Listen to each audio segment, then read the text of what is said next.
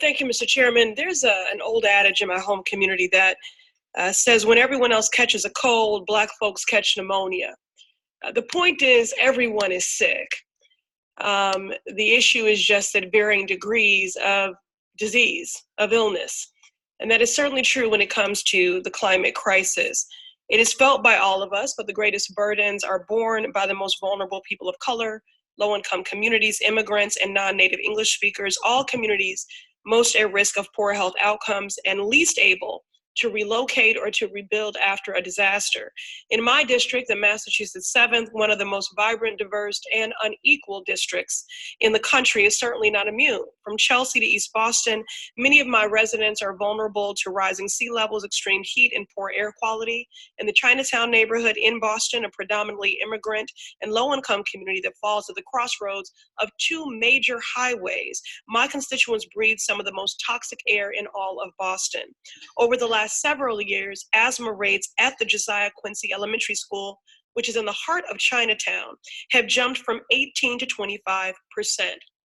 Adding insult to injury, these issues aren't a coincidence. They are outcomes born out of decades of racial, economic, and social injustice. Man-made policies that have been worsened by the greed and deceit of the oil and fossil fuel industry.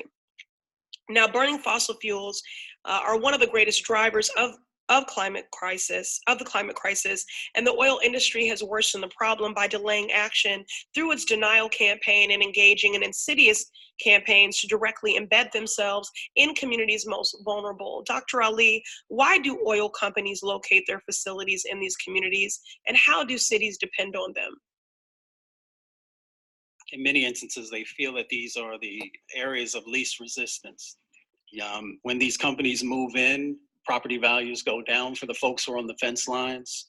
Healthcare costs go up because they are being impacted. And as you said, there is a systemic racism aspect to this, and that's one of the reasons that there's a conversation about civil rights. So we have to be focused, because what we find is that communities are being not only impacted, but broken apart.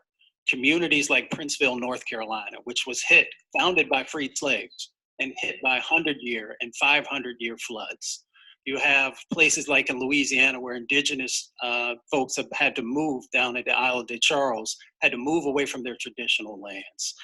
We can literally go down the list. You can look in Southwest Detroit in the 42817, where folks are literally right next to refinery, and they literally can't breathe. I wish that the members would actually go to these communities and spend real time.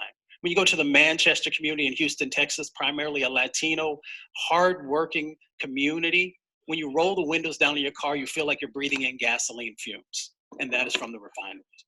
Thank you, Dr. Ali. And speaking of Texas and Houston specifically, a major hub for the oil and gas industry, and it's known as the world capital of energy. Houston was also hit very hard by Hurricane Harvey, a storm which reached unprecedented levels of intensity because of climate change. Harvey dumped so much rain on Houston that the National Weather Service had to add new colors to its rainfall chart in order to effectively map it. We know evacuation can be expensive. Dr. Ali, yes or no? When massive storms occur like Hurricanes Harvey or Maria, is everyone able to evacuate? No. And who is usually left behind? People of color, low-income communities, and sometimes indigenous populations. 11 different oil refineries, including Exxon's Baytown, were forced to shut down their operations and flare off excess chemicals.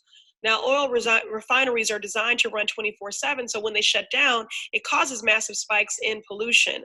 According to a 2017 news report, Baytown, quote, released about double the amount of volatile organic compound, a broad category of air toxics, than its permit normally allows, unquote. Dr. Ali, how does this excess pollution affect the people who aren't able to evacuate the area? They're trapped.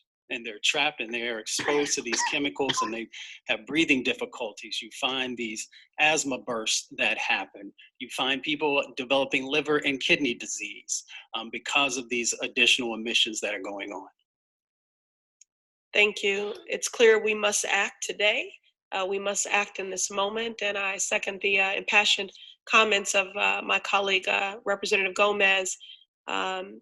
and also express my pride in that this topic is before the Civil Rights and Civil Liberties Committee today, appropriately so. I now recognize Mr. Massey for 5 minutes of questions. Thank you very much. Dr. Hoffer, do you support a CO